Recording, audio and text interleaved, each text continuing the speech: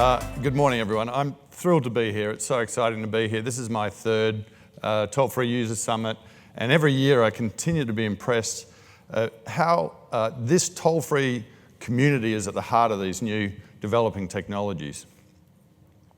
As you've heard from Dan, and according to Forrester, customers want to interact with their businesses through the channel of their choice at the time of their convenience. The perfect connection is both personal and contextual. And for those businesses that are successful in making this transformation, they enjoy operational efficiencies, improved customer loyalty, and increased revenues. However, for many of these businesses, this transformation can be daunting. Well, this is an opportunity for service providers to step up and be partners for them to remain relevant and valuable into the future. So today we have a panel of experts. They're going to explore how service providers can help their customers through this digital transformation and implement omnichannel strategies that make the perfect connection. So right after this discussion, we're having a little time for Q&A. For the time being, please join me in welcoming to the stage your panel.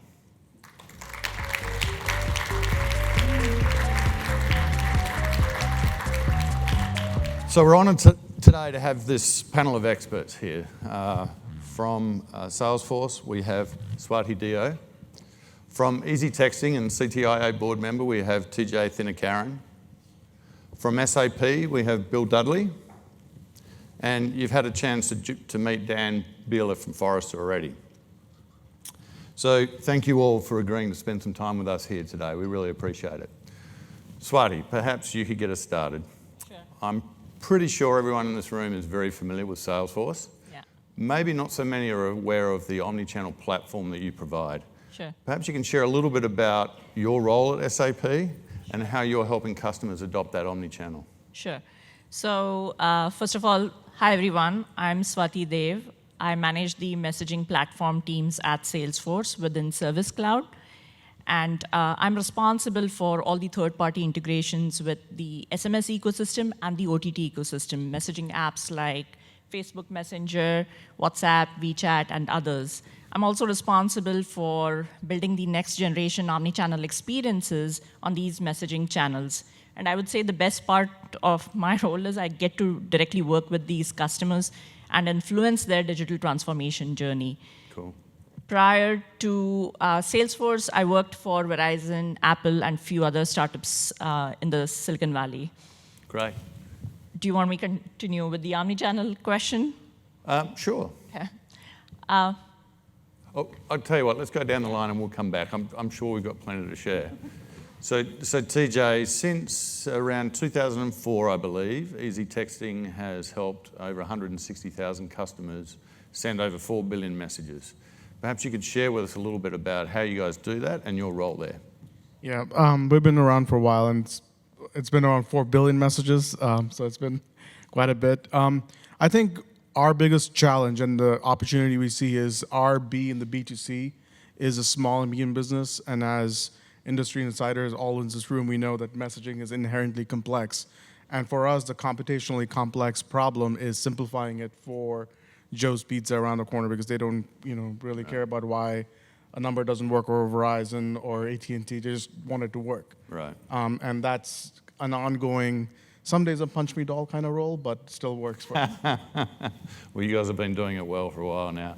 Now, Bill, you've been in the middle of the messaging ecosystem for a few years, as has SAP. Perhaps you can share a little bit about your background and your role at SAP today.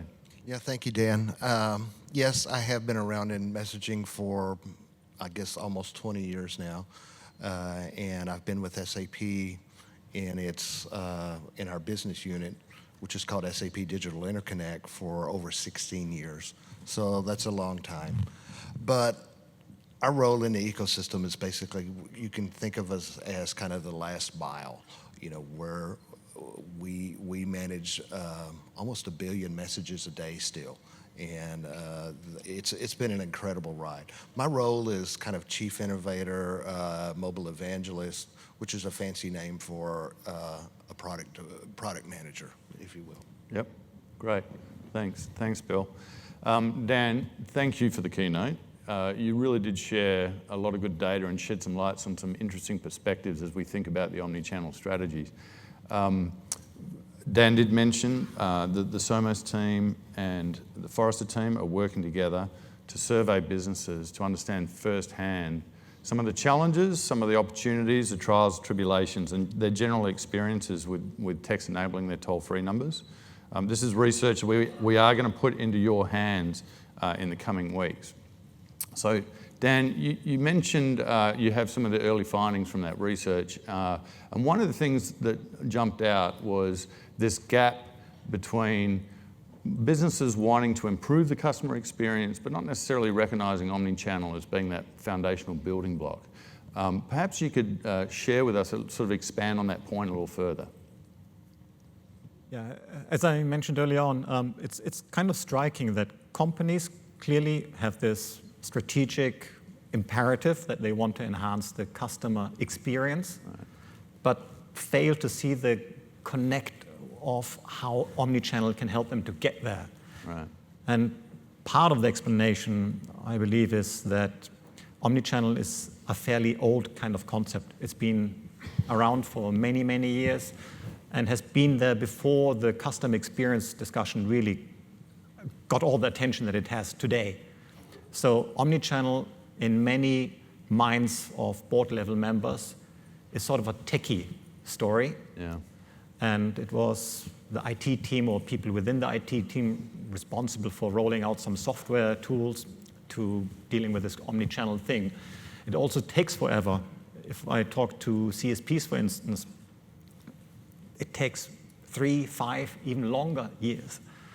And they need to analyze the processes that they have in place, which processes are still analog, which ones are halfway digitized, which processes are fully digitized, which ones should we need reconfiguring, what data sets do we have in place. It very quickly becomes a very expensive and lengthy exercise. And if you don't connect this to a sponsor at board level or so, who says, yes, we see the benefit from a strategic priority perspective, and here's the budget, and yes, you have the time, that's where this disconnect pops up. Yeah, that makes a lot of sense. And I know Tom spoke earlier about the length of time sometimes it takes for technology to be adopted. I'm not sure it's a generation, but we certainly do need to be patient, and that vision will come through. Now, Swati, I'm sure you're dealing with this on a daily basis, so maybe you could share some of the experiences that you've had and how you help customers sort of bridge that gap and how they can see omnichannel as being a good building block for them. Sure. I think, first of all, Dan did a great presentation, and I'm just going to build upon that. So coming from customer service and in context of customer service, there are a few trends that we see based on our own SalesForce research. First is 80% of service providers actually feel that emerging technology is transforming customer expectations. Mm-hmm. And the C-suite is actually willing and keen to invest in modernized service through digital transformation.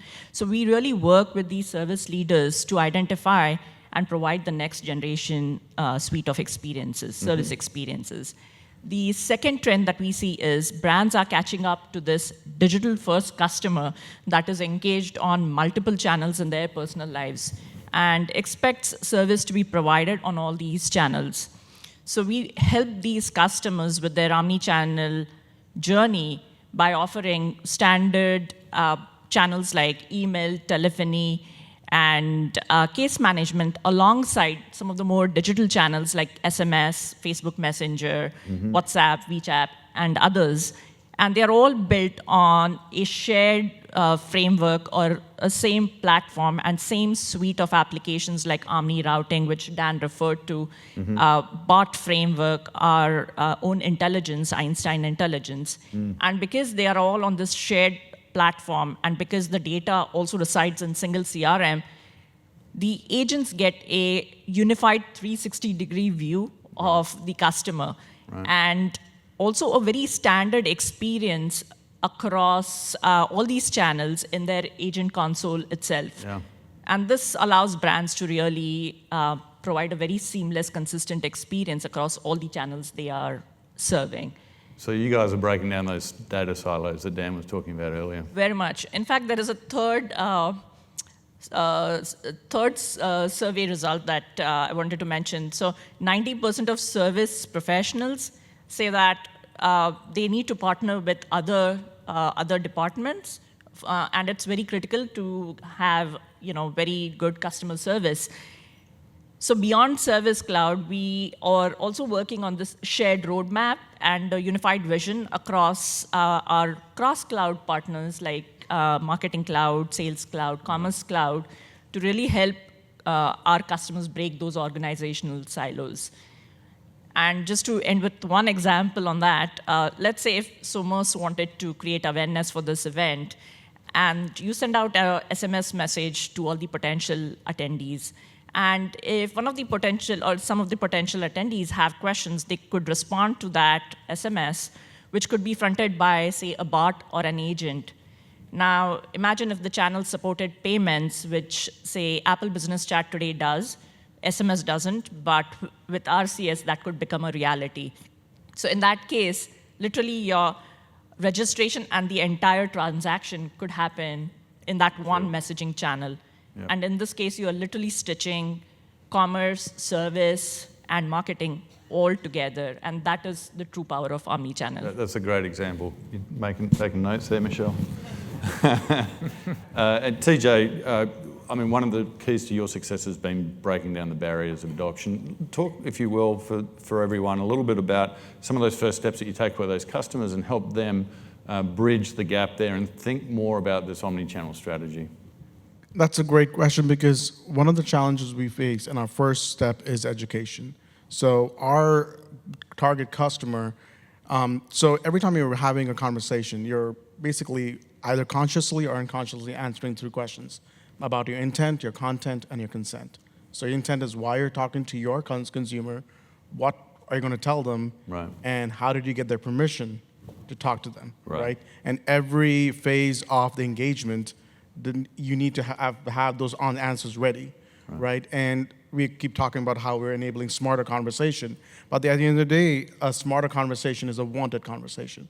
So a lot of the work that we're doing is educating them, saying, if you're a church, how did you get their consent? What did you tell them when you got their consent? Did they sign up and say, we'll just get messages for Sunday service or every church activity? Right. I'll give you an example. The Hurricane Dorian, one of our customers ended up basically copy-pasting an entire email and sending it as text, right? And then that's a classic mistake that they make, and you forget that a text message is the equivalent of a digital bullhorn in our device. Like when it goes off, very much like voice, it's going off, and you want your message to be short, relevant, timely, and actionable. And resist the urge to write War and Peace in a text message. So a lot of that education is where we're spending most of our time, and automating that education. Fascinating. I know Bill, as a thought leader, as an innovator, I know you're very active in social media. You released some blogs recently, very much around education of the market, right? Part of your role is very much helping people understand how to use these new tools. So one of the things that we always look at is, and we ask our customers to think about is, I ask, what's your use case? What do you want to do? What do you want that experience for your customers, your consumers to be? And only then, when we understand that, do we recommend a channel. What channel? And of course, we're being in the messaging business, people are coming to us for our messaging solutions. So we design a solution for them. We help the customer, our customer, the businesses, enterprises, design a solution for that experience. At SAP, we started kind of talking about X's and O's. X's meaning the experience, the consumer experience, and O's meaning the operational data that can feed that back. And by the combination of X's and O's, we can help our businesses and enterprises achieve success. I love that. So we heard Tom speaking earlier about behavior sort of being more important than technology. And Dan, you spoke about from the top down or from the outside in as opposed from the inside out. You also talked about how important it is, I think in the same light, for a business to put themselves in their customers' shoes.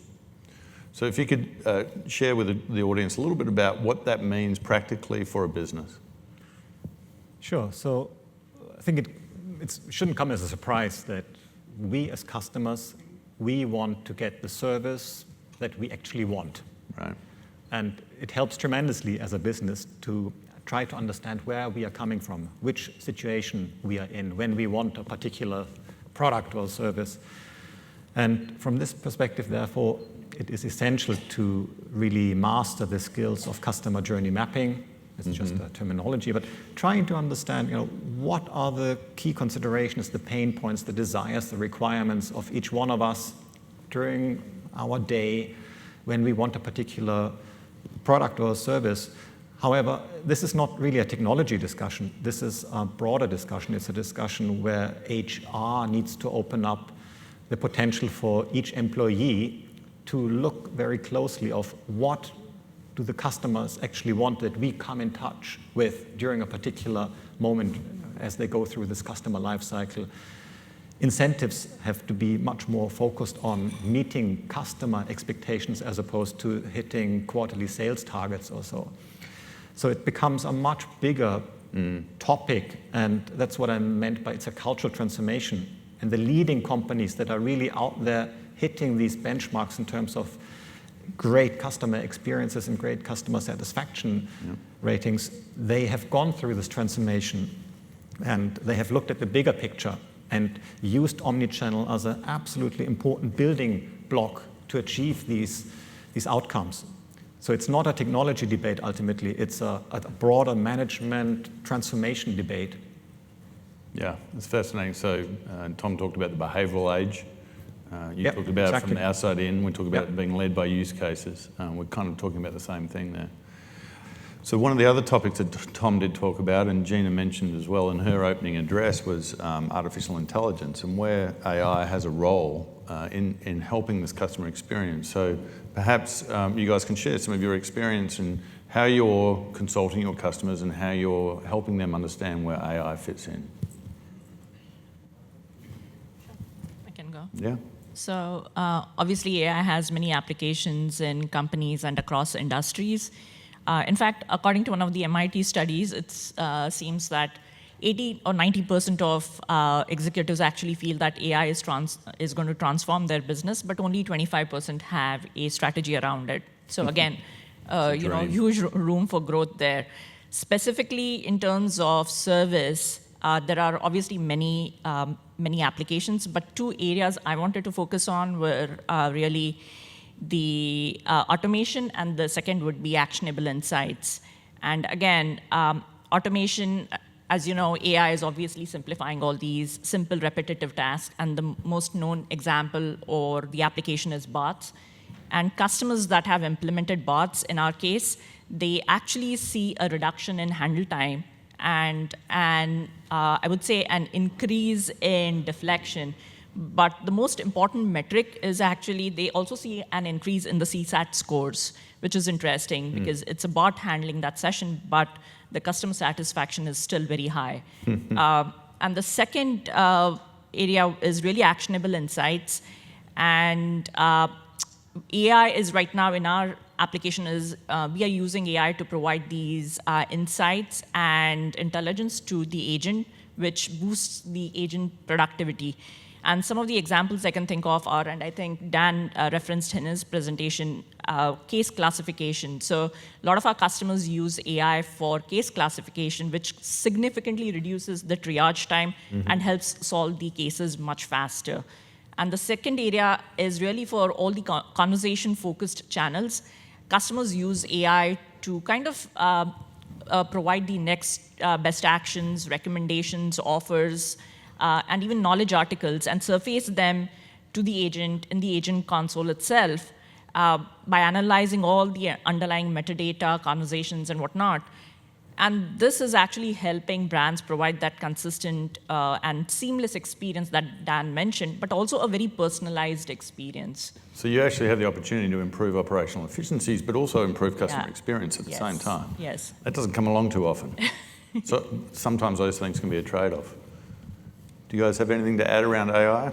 Well, agreeing with a lot of what Swati is saying. I think for our businesses, what we're seeing is there are phases to the maturity level of what a business can take from an AI perspective. A lot of it is at the intelligent assistant level. So the idea is, if you're a business, so we do have like restaurants as business, and they love the idea that we could just take in their Google City profile or the Yelp profile and create like number one question, why you call up a restaurant? Are you open? Well, they answer the call, so they're open, yes. But it'll be great to be able to text and say, are you open? And our customer didn't have to do anything. We set up the profile for them because we said, you're Joe's Pizza on Broadway on Santa Monica, and is this your profile? Yes. So we created these bots for you, and they basically created this answer. So next time it's saying, are you open? Respond with, yes, we are, and by the way, we have 10% off pepperoni for the next 2 hours.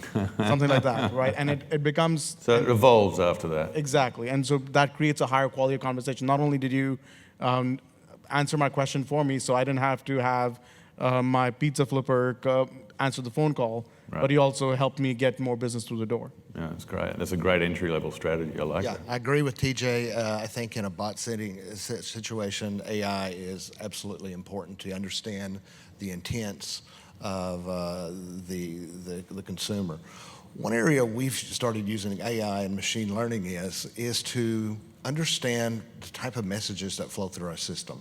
Because today, some of you may know that, especially in the United States, there's a little bit of turmoil in text messaging, whether it's toll-free or long code or short code messaging. So how do you look at that information and decide how to route the message to the operator, to the consumer, when it comes from the business? There's a lot of things going on right now, and messages have to be routed certain ways. So we've employed AI and machine learning by training our systems with literally millions of messages, live messages, to determine how we're going to route them, how they're going to be handled. Are they really spam, or are they just business messages going down the wrong pipe? So there's a lot of things like that that we're doing daily today that incorporates AI to help us provide a better service for our consumers and customers. Great, great. Yeah, just to add on what has already been said, I can't think of many scenarios where you wouldn't need AI and automation. I mean, it's almost impossible to imagine a proper omnichannel solution without a high degree of reliance on AI and machine learning, just given this complexity of the different customer journeys, and they're constantly changing. I love Tom's reference to this Karl Popper quote. There are clock systems and cloud systems, and customer expectations are constantly changing and evolving. No human being could possibly support this kind of complexity, so you need AI. More complexity and less time to respond, right? Yeah. That's fascinating. So, speaking of long codes, we are seeing a changing landscape. It's opening up some opportunities for us as carriers are now accepting A2P traffic on long codes. What are you experiencing in terms of customer feedback, customer questions? How are you helping guide customers through that transition? Right, so to us, a toll-free number is a long code. It is. It's a phone number. A long code is it's just a plain 10-digit phone number for this market. And let me start off by outside of the U.S., long codes have been acceptable sender IDs for business messaging for many years. But it's only been recently that they've been sanctioned by the U.S. carriers.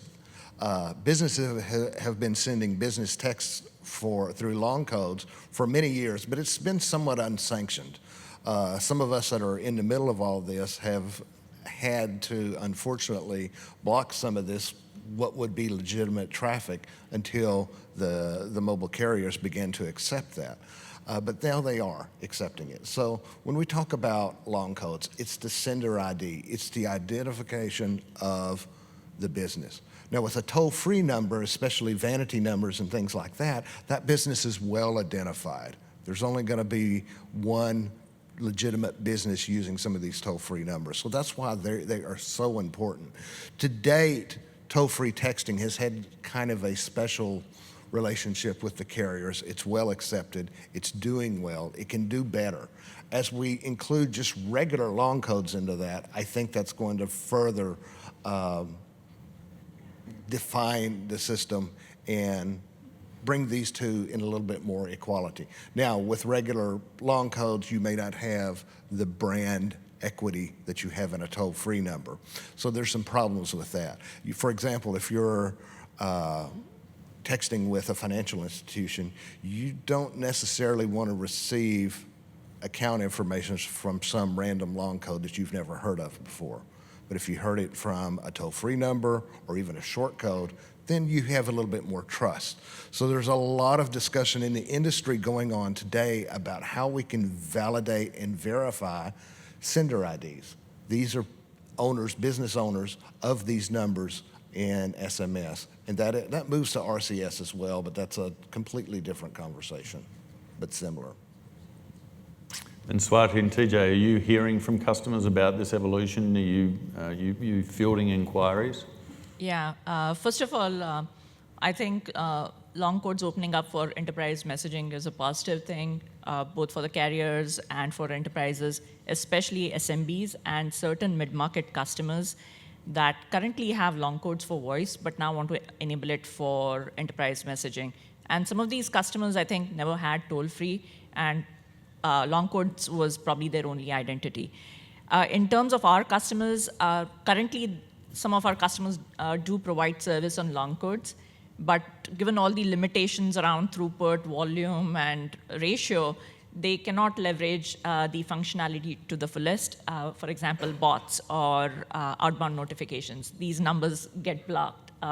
So I think now having an official channel really helps these customers. Yeah.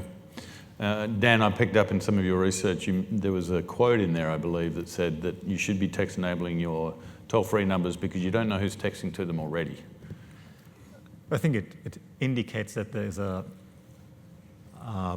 demand for engaging with brands via toll-free numbering, and it's important to open up this additional channel, if you like, to ensure that you're addressing this particular target group. If it's only for particular use case scenarios or moments, you need to make sure that this channel is also open. Great, that's a very good point. Thank you, panelists. We really appreciate you spending some time with us today. Your experience and your insights are greatly appreciated. Thank you all for your attention. Let me leave you with this final thought. Customers are looking for communications with businesses when and how they want. Implementing an omni-channel can help grow customer loyalty and improve revenue. It can also be extremely daunting for the business. You've heard today about some of the complex considerations that we're asking businesses to make. This is a great opportunity for communication service providers to be partners with those businesses and help them through those journey.